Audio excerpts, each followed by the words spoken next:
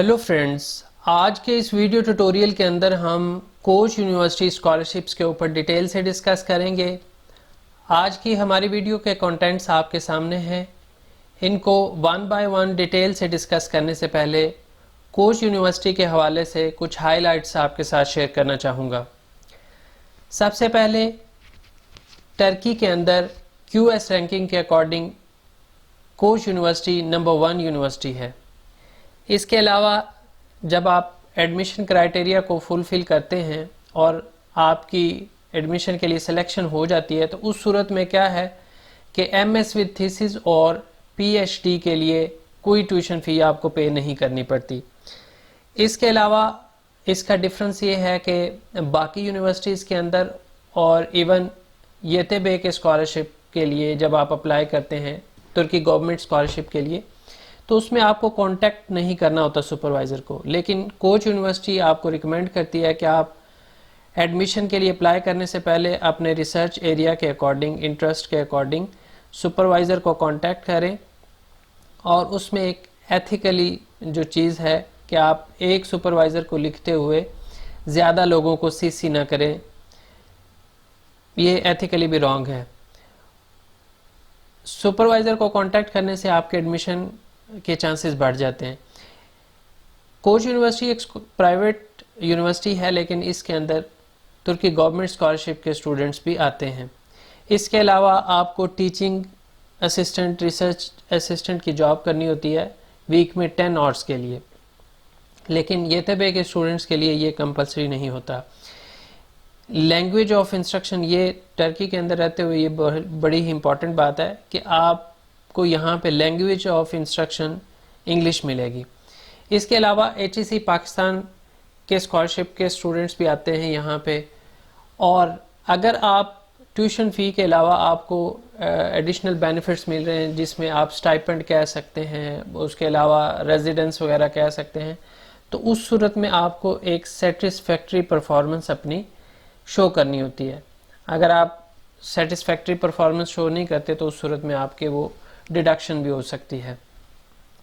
اس کے علاوہ rapid transit card آپ کو ملتا ہے، اور جو ڈفرنس ایک ہے وہ یہ ہے کہ باقی یونیورسٹیز کے اندر آپ کو ہاؤسنگ ایڈ جو ملتی ہے اگر آپ آن کیمپس نہیں رہتے تو اس صورت میں 500 ترکش لیرہ ملتی ہے، لیکن کوچ یونیورسٹی آپ کو 750 ترکش لیرہ دیتی ہے۔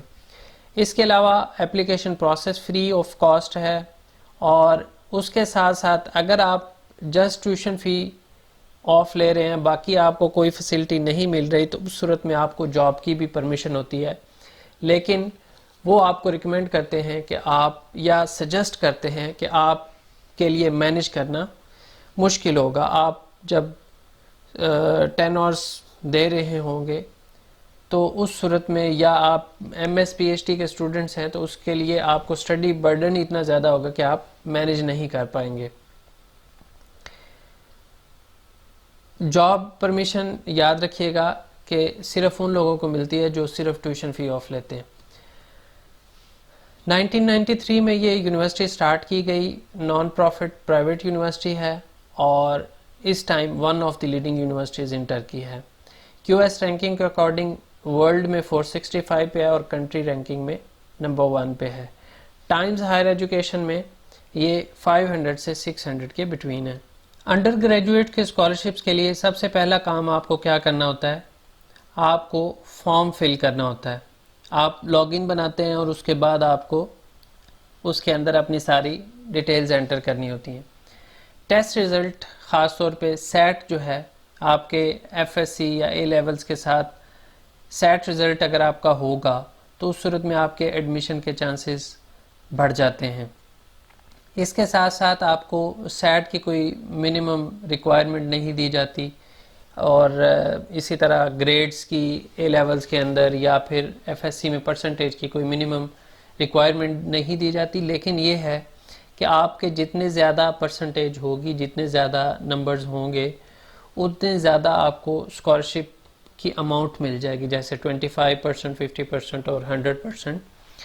اور اس کے ساتھ ساتھ آپ نے جو چیز ذہن میں رکھنی ہے، اس کے اندر آپ کو جو ایڈیشنل بینیفٹس ہیں ٹیوشن فی کے علاوہ وہ 100% اسکالرشپ میں بھی نہیں ملتے.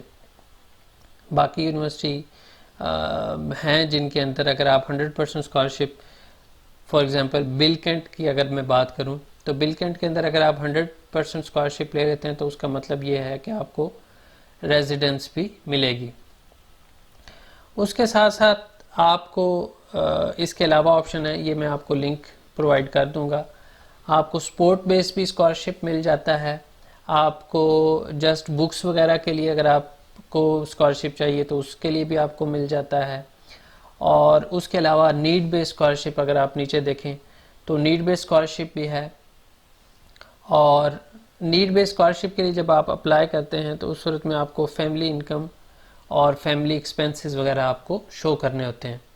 اس کے ساتھ بھی اٹیچمنٹس ہیں، وہ آپ کے ساتھ شیئر کر دی جائے گا لنک اس کا. جو بھی ڈاکیومنٹس آپ ساتھ اٹیچ کریں گے وہ سارے ڈاکیومنٹس آپ کے یا تو انگلش میں ہونے چاہیے یا پھر ٹرکش میں کروائیں تو اس صورت میں نوٹری پبلک سے سرٹیفائڈ ہونے چاہیے. فالس انفارمیشن وغیرہ سے آپ کا ایڈمیشن کینسل ہو جاتا ہے، وہ تو ایک عام سی بات ہے. اور ایڈمیشن جو ہے وہ یا اسکالرشپ کے حوالے سے آپ کو وایا ای میل کمیونیکیٹ کیا جاتا ہے. اگر آپ سیٹسفائی نہیں ہوتے ان کی ایویلیویشن سے تو آپ ری ایویلیویشن کے لیے بھی ریکویسٹ کر سکتے ہیں. کنٹری بیس اسکالرشپ بھی ہوتا ہے جیسے سیریا، قزاقستان. اور اس کے علاوہ ترکی گورنمنٹ اسکالرشپ کے انڈر جتنے بھی کنٹریز آتے ہیں ان سب کو وہ کوچ یونیورسٹی اسکالرشپ کے لیے بھی اپلائی کر سکتے ہیں. اگر آپ کوچ یونیورسٹی اسکالرشپ کے لیے سلیکٹ ہو جاتے ہیں تو پھر اس صورت میں کوئی اور اسکالرشپ جیسے ترکی گورنمنٹ اسکالرشپ اگر آپ سیلف فائنانس پہ آتے ہیں تو ترکی گورنمنٹ کے اندر یہ بھی ہوتا ہے کہ آپ کو پرفارمنس بیس ترکی گورنمنٹ اسکالرشپ بھی دیتی ہے. تو پھر آپ اس اسکالرشپ کے لیے آپ اپلائی نہیں کر پائیں گے اگر آپ کو کوچ یونیورسٹی اسکالرشپ دے رہی ہے. اگر ایسا نہیں ہے تو پھر اس صورت میں آپ لے سکتے ہیں. اگر آپ کے پاس ٹافل وغیرہ کا سکور نہ ہو، جی آر ای کا سکور نہ ہو، یہ خاص طور پہ جو گریجویٹ لیول ہے ان کے لیے، تو پھر اس صورت میں آپ کو انگلش پریپریٹری پروگرام میں 1 سال کے لیے بیٹھنا پڑتا ہے. اس میں پھر آپ کو ایگزام دینا پڑتا ہے اور اس میں جو منیمم لیول ہے آپ کا وہ سی آپ کو ریکوائرڈ ہوتا ہے. پھر اس کے بعد آپ ریگولر جو کورس ہے وہ سٹارٹ کرتے ہیں. اس کے علاوہ جو آپشن ہے آپ کے سامنے یہاں پہ ڈفرینٹ آپشن، الغریر کہہ لیں، ٹرکش اسکالرشپ کہہ لیں، HEC پاکستان کہہ لیں، فنگ فیلوشپ کہہ لیں، سیریا کے لیے کہہ لیں، گنا scholarship, Huawei graduate research programme ہے. اس کے علاوہ بولشک centre for international programme scholarship at Koç university ہے. تو HEC پاکستان سے جو اسٹوڈنٹس آتے ہیں اس اسکالرشپ کے اوپر 100% ٹیوشن فی آف ہوتی ہے، ڈارمیٹری اکاموڈیشن ملتی ہے، منتھلی اسٹائپنڈ ملتا ہے. اور اس کے علاوہ ادر بینیفٹ جیسے ریٹرن ٹکٹ آپ کو مل جاتا ہے، بک الاؤنس ہوتا ہے. اس کے علاوہ یہ ساری چیزیں آپ کی ڈیپینڈ کر رہی ہوتی ہیں یہ 4 جو ڈفرینٹ اسکالرشپس ہیں اس کے اوپر. یہ سارے جو ہیں وہ گریجویٹ اسکالرشپس ہیں MS اور PhD کے لیے. اس کے علاوہ جیسے میں نے پہلے کہا کہ اگر آپ کو ایڈمیشن مل جاتا ہے تو اس کا مطلب یہ ہے کہ آپ کو ٹیوشن فی نہیں پے کرنی فار ماسٹر اینڈ PhD. ترکی اسکالرشپ کے اندر جو پروگرام آتے ہیں اس کی ڈیٹیل آپ یہاں سے کلک کر کے دیکھ سکتے ہیں کون کون سی ڈگریز ہیں.